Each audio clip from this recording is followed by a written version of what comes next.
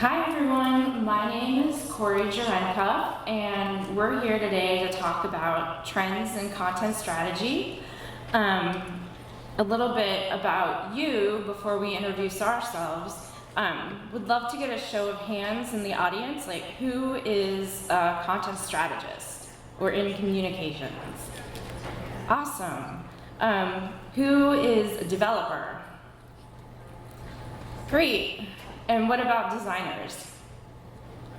Great, so we have a really great variety of people here today, and so thank you for coming and joining in our talk.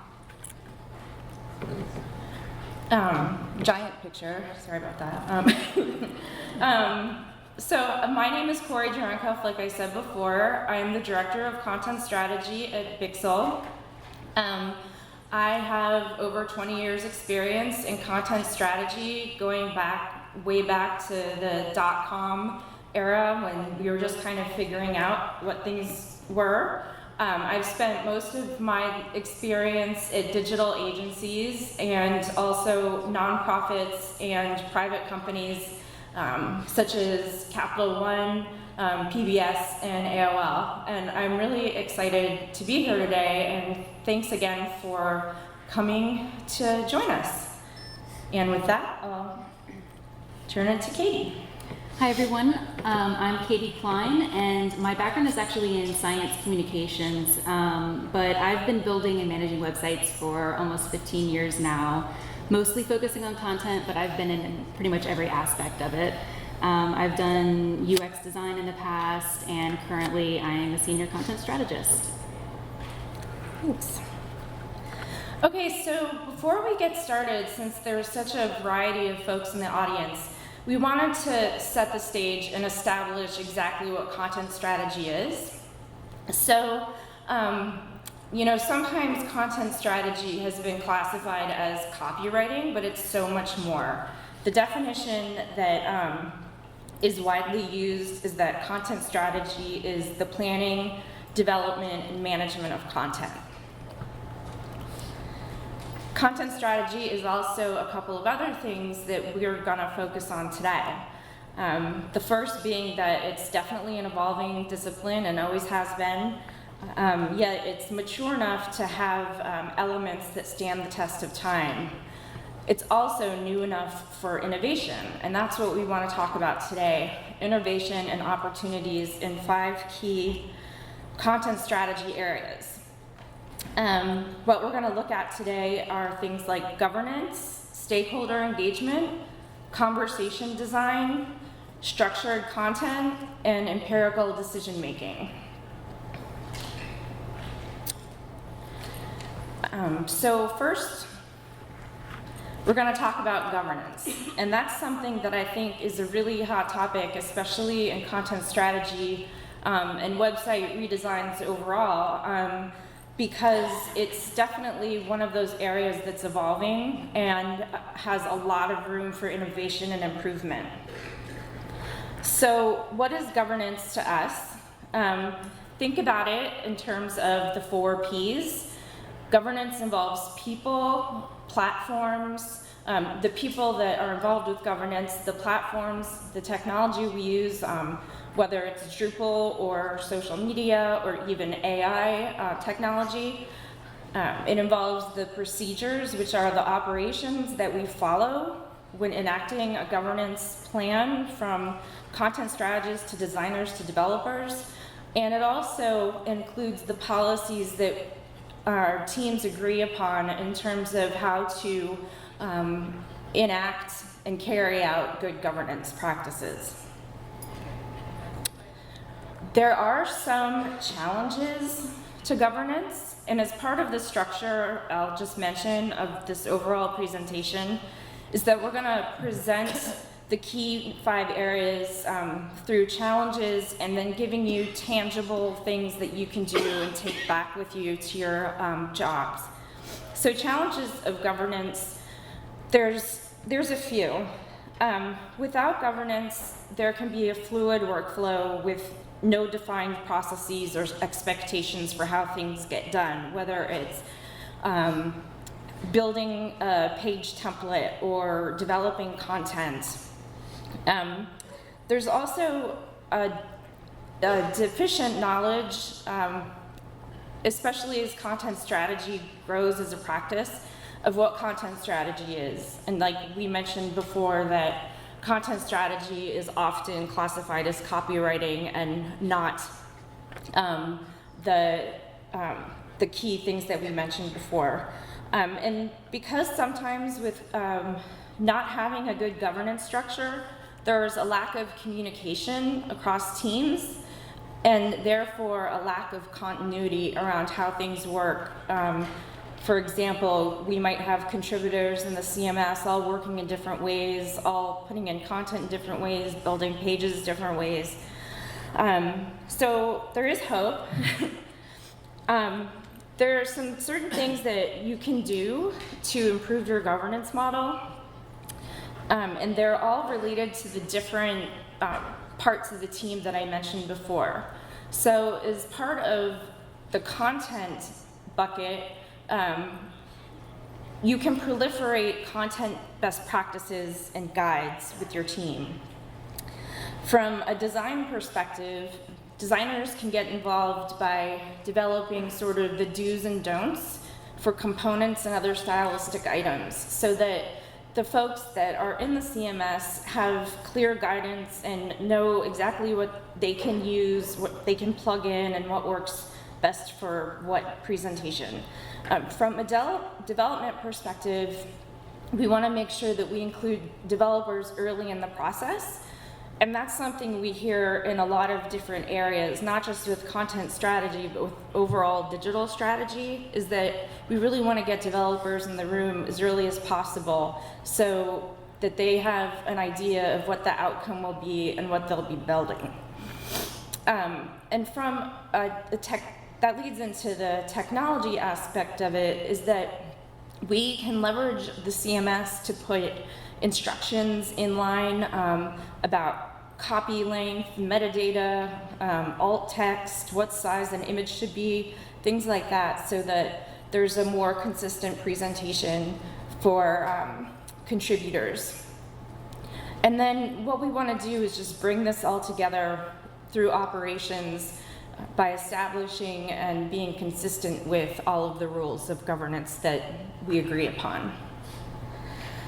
So I'm going to pass it over to Katie to talk about empirical decision-making. So when we talk about empirical decision-making, what we're really referring to is using data and research to back up your decisions, and then prioritizing your decisions by weighing the quantitative evidence. Okay. And so it's okay. One way to do that is to use what's called a decision matrix. And there are 4 components to that. You have your data, such as Google Analytics. You have your business goals, which you would want to get from stakeholders and leadership. You also have qualitative evidence, such as quotes from surveys or focus groups, and web standards and research from experts like the Nielsen-Norman Group, for example. Most of the time, these quadrants are weighted equally, but there are times you might want to assign a different weight to them. So, for example, you might value business goals over web standards. So you would assign a larger number to goals and then work out the calculations. But this, of course, means that you had to be able to quantify the evidence in all cases, and that's something that we're going to get back to in a minute. But first, one of the challenges are that oftentimes, specifically in an iterative agile project, you are measuring during a sprint and then analyzing and making improvements in the next sprint. So this could mean you're leaving usability less than perfect while you are accumulating your data. Also, web standards don't always convert to the specifics of your particular project, and there's often not a perfect one-to-one conversion of best practices in every case.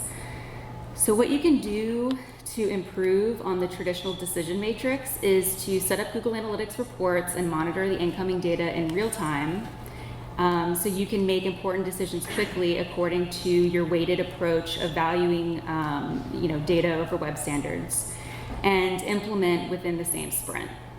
You can also quantify business goals by conducting stakeholder interviews. So to do that, you would gather goals from responses to an interview script. Then you would convert those goals into key performance indicators and assign metrics to those KPIs and design user flows. Then you would take the user flows back to the stakeholders and use the evidence to help them visualize and then rank the different goals. And so now you have numbers that you can use for your business goals in that one quadrant. So here's an example of what a user flow might look like.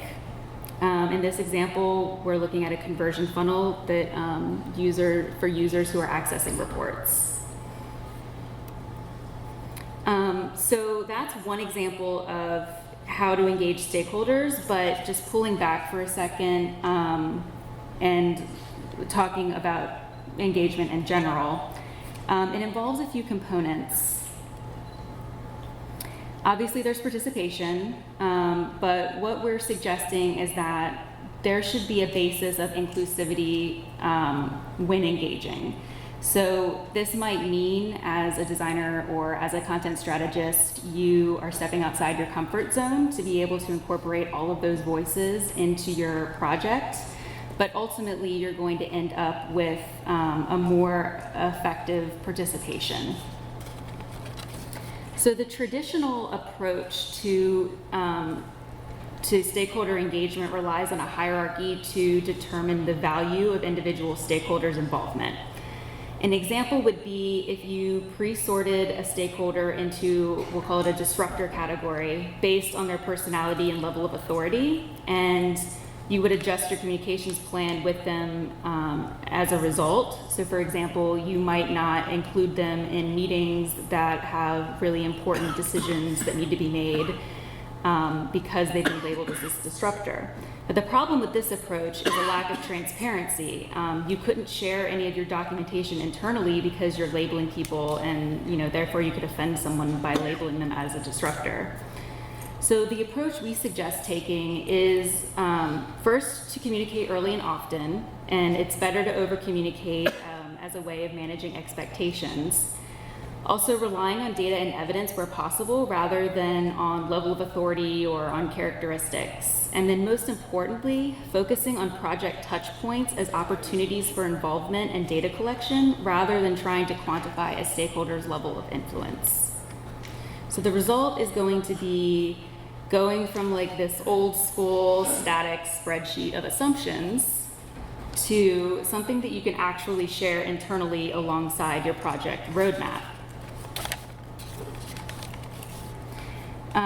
As you can see, this focuses on the touch points and the deliverables more so than on the stakeholders themselves. So just to go through it, an example stakeholder engagement plan would have a communications packet in the very beginning that's your communicating early and often. You would go through your stakeholder interviews and report back on the vision and goals, set up KPIs and user flows as I gave in the previous example, measure those goals, and then analyze and report on those metrics. All right, thanks, Katie. Next, we're going to talk about conversation design. And this is a very interesting topic, especially this day and age with AI technology and the natural conversation that we're having with machines. But it also definitely is focused on the content on websites and other digital channels as well. There are 4 elements to conversation design that we're going to touch on today.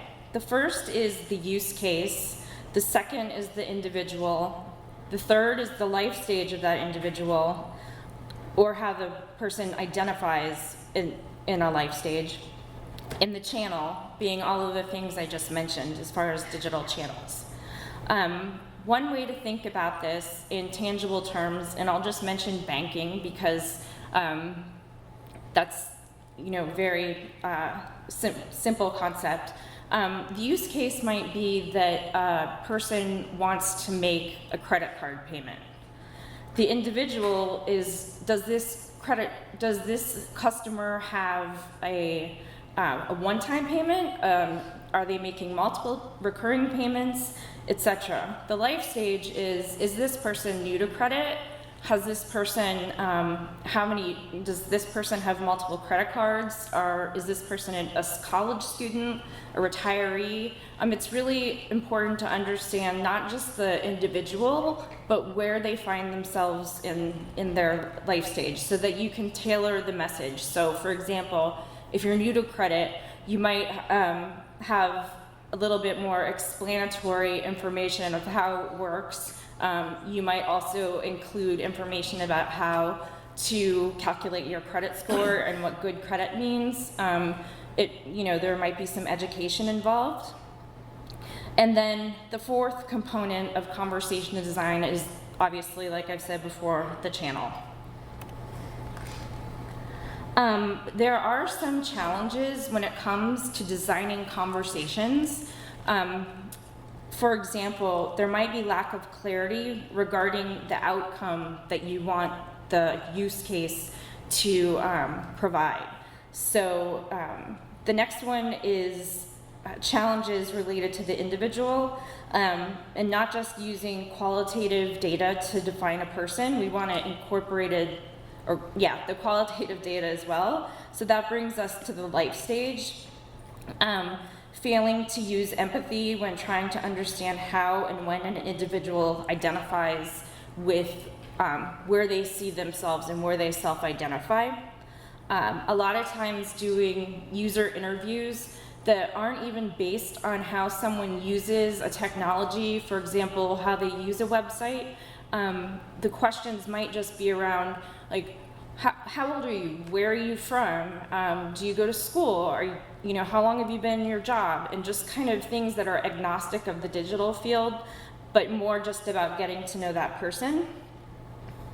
The fourth challenge can be communicating in non-natural conversational language. That's the whole point of conversation design, no matter if it's a website or AI or anything of any digital channel.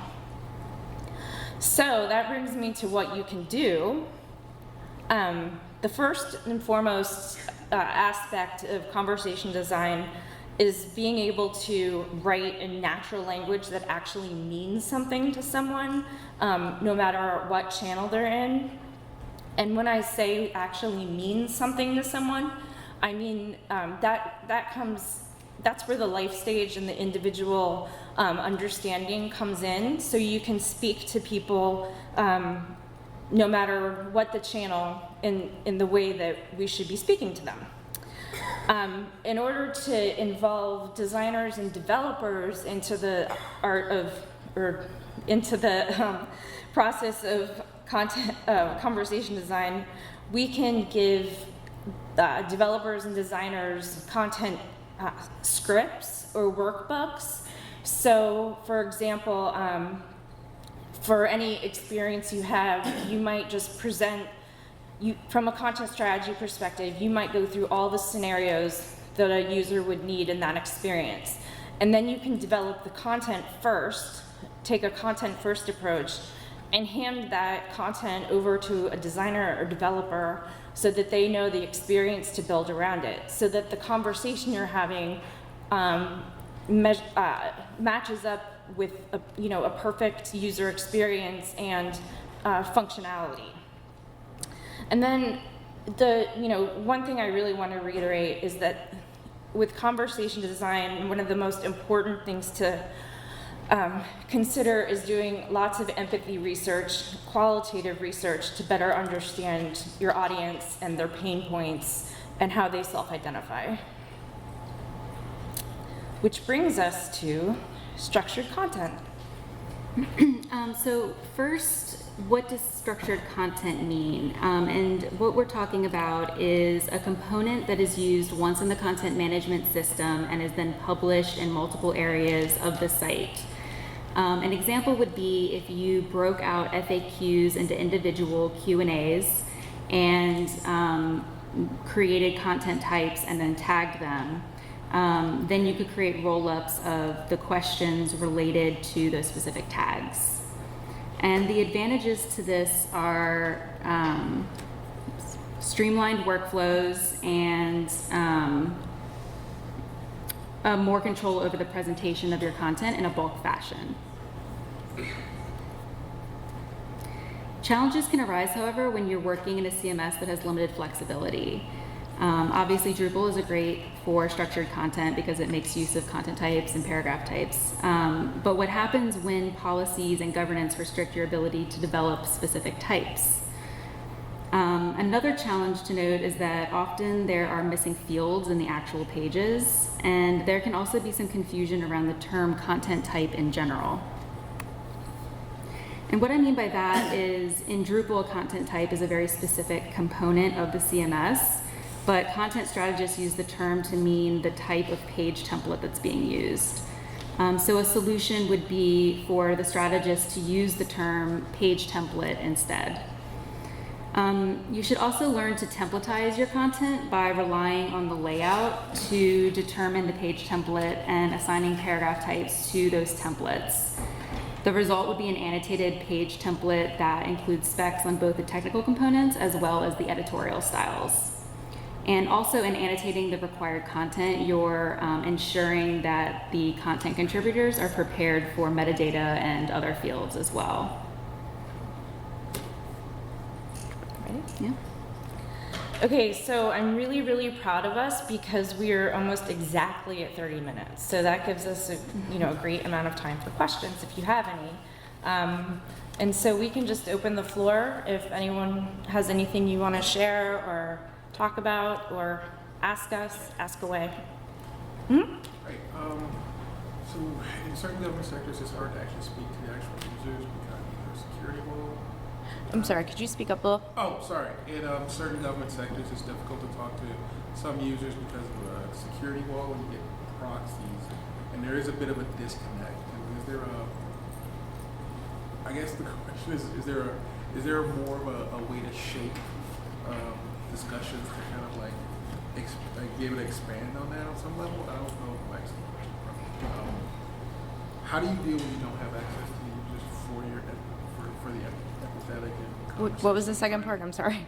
how do you deal with the empathetic part when you actually don't have access to the users but are working through proxies instead? So the question is, I think, just if I can paraphrase, is what do you do when you don't have access to the qualitative side of things so that you can conduct empathy research? Is that correct? Yeah, but you're working through proxies where there may be a disconnect. Okay. And the disconnect that comes with that. Not every situation is perfect, but you can learn a lot about your user through the quantitative data. You also, you can also get in the mind of your users without actually having to speak with them. So in some cases, we've done empathy research with user proxies. So that might be someone who represents or is a project manager for a certain project and knows the client really well. And we can ask them questions and they can step in the shoes of the customer and provide that qualitative research. So I know that not always, especially when you're working on government sites, you have the access to just do focus groups like you can when you're working for, a company. But there are some ways around it, like using, maybe focusing on the quantitative a little bit more and also using proxy focus groups. And I also wonder if, coming up with a survey would be an approach that you could use because you could get that approved by the proxy and then reach out through them that way and have some open-ended questions. It would be harder to sort through all of that content, but that is one possible approach. Does that get to it? Yeah. Cool. Are there any other questions? Suggestions or anyone want to? Oh yeah, go on. Question. So there is no position or institutionalized content strategy group. How would you advise an agency try to create that to educate management Mm-hmm. and to get it institutionalized so there's somebody at the steering wheel, right? Sure. So I guess the question is around how do you proliferate and get adoption of your content strategy process if you don't have one already in place. Is that right? Yes. Okay, cool.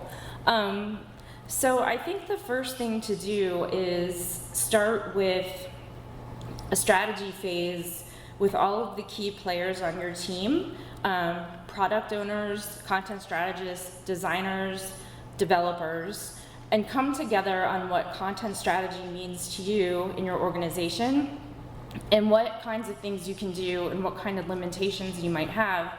Like we mentioned before, you might not have the ability to do empathy research. So you might focus more on a content strategy plan that focuses more on the quantitative research. I mean, if there's agreed upon elements of content strategy, like you're gonna work content first, you're gonna use content workbooks and conversation design and the content first approach to communicate the design and developer infrastructures that they build. Coming up with a governance plan and how things are gonna work, I think that's a really big selling point for having an institutionalized content strategy. And then I guess the next step would be, however the organization is organized, get in front of the managers or decision makers and talk about all of the different benefits of all of those things you're putting into your content strategy.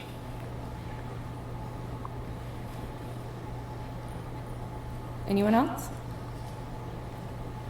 Okay. What comes first, chicken or the egg? And our agency, Oh, I can't hear you, I'm sorry. our agency started with kind of like our own division's intranet site, not intranet, but intranet. And now we want to sell it to the entirety of the secretariat, which consists of a lot of executive offices and a lot of agencies and team. And the big argument I had was, well, they wanted something like a prototype for buying from a senior executive from the resources to development. But, so they wanted something built. I said, okay, well, we need to enlist a couple of pilots, choose a couple of groups that we can empathy test or survey, create a communications package, create an onboarding, format for us so that once we make it ourselves, we have everything in place, and then we also have kind of some content to show. And their pushback was, we don't have time for that. Their pushback was what? We don't have time for that. Oh, okay. Make up the content, develop the content, just create a bunch of content, just look at the old terrible site that everybody doesn't even pay attention to anymore. That's the question they're gonna have, like, our current intranet is so terrible, no one even cares, they think it's irrelevant, they don't think we need intranet. I'm thinking once they have a working version, they'll want it. Mm-hmm. And they're like, just look at the old one and just throw together what we've got and then we'll show them that, and I'm pushing like, no, that's either going to, that might backfire on us, it's just, they're just gonna see a prettied up, lipstick on the pig situation. Mm-hmm. So, what is your solution to that? We're still kind of there, like, no, yes, no, yes, no, yes. Yeah. How do you say this is the best way to start strategy, content strategy, for the sake of buying? Sure. You want to take it? You want to take Sure. it? I would actually point back to the decision matrix as a really good way to prioritize which activities you really want to engage with. For example, maybe you would focus on web standards and put forward some research that shows that intranets can be really effective in these number of ways when it's done in a very user-friendly way. And pick maybe quantitative evidence as well so that you can put that forward and say, this number of users is not actually engaging with the site, but we think that there could be a big uptick in that if we had the better content and a better user experience, that sort of thing. So I would just use that as a way to prioritize which activities to do. Just that based on our decision on what that content will be, or should we interview? I would definitely, if you have the time, I would definitely interview users. That's a really great way to get at what the vision of the site should be. And yeah, I guess it's also a great way to get buy-in. If you can present research, if you could even present resources that espouse the importance of content strategy and how it can improve your experience and your calls to action, getting people to the information they need, or making a more usable experience.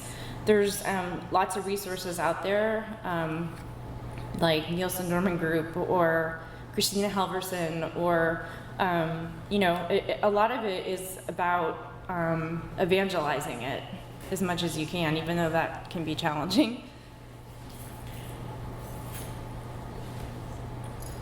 Oh, cool. Does this work? Yeah. So I have a comment actually. One thing that I'm from Canada, and we have I'm part of an agency where we were trying to sell this, and it's really about sales, right? Like, how do you sell it to senior level executives? This is important. And we actually sat them down, like I guess, if you like, but it's really when they feel the pain of a user, that's when the money starts flowing, and through exposing them to trying to accomplish tasks that Canadians have to accomplish using content and failing at those tasks, equated to us receiving millions of dollars to basically do our content improvement activities for a particular section. So when they feel the pain, that was quite powerful. I have a question related to content strategy. We have a style guide, and I'm wondering where style guides fit into your thinking and going forward, and how can we best take advantage of our style guides and make them better and sort of improve them collaboratively, sort of as a whole community.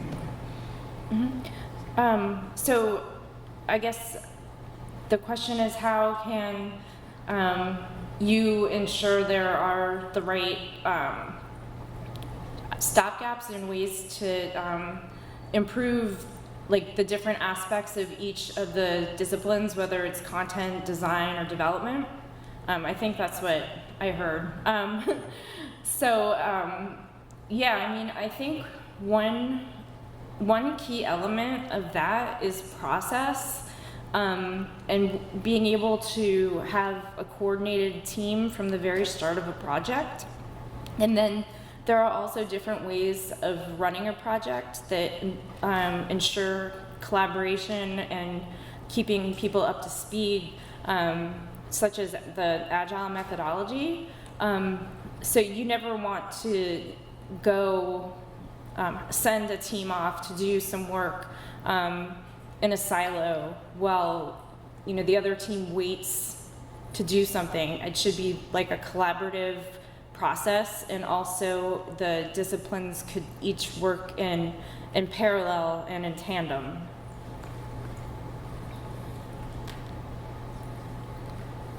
Any other questions?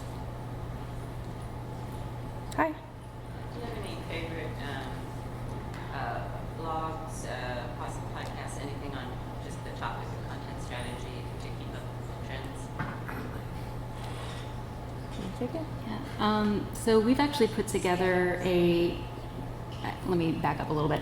There really isn't a thorough overview of all of the different facets of content strategy that are out there right now, because it's such a fast-moving discipline.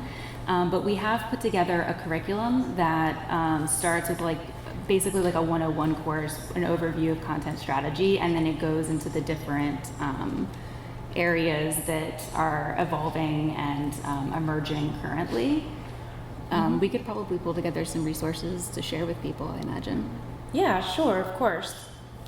Our curriculum is something that Katie has been working really hard on to sort of get our content strategy team all sort of on the same page with different aspects of content strategy. So it's been a really great resource, and we're happy to share.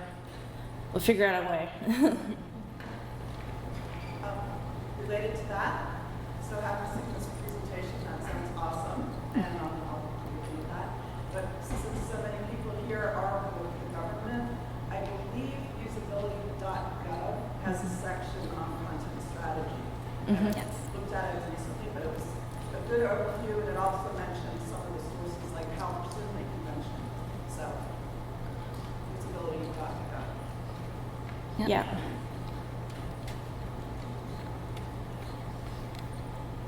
Anyone else?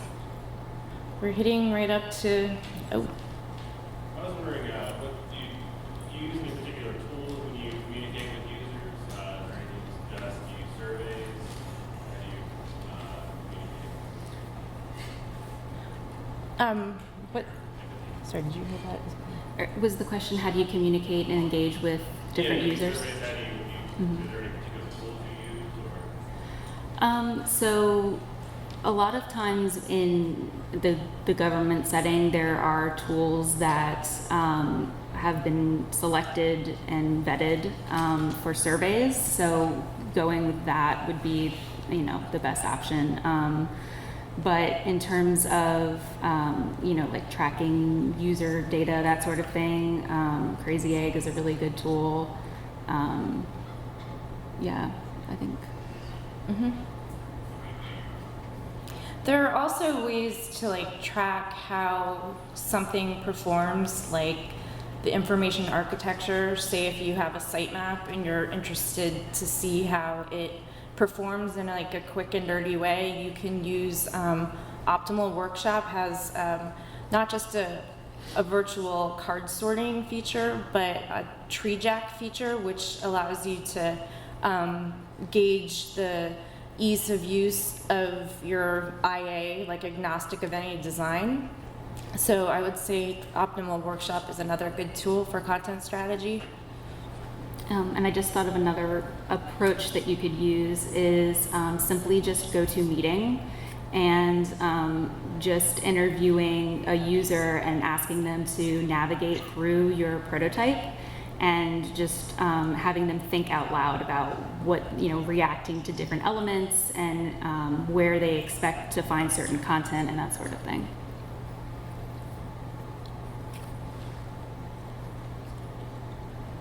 All right. Well, we're coming up on our time, but we're happy to answer more questions if you have them. All right. Well then, thank you all for coming and listening to us, and good luck with your content strategy.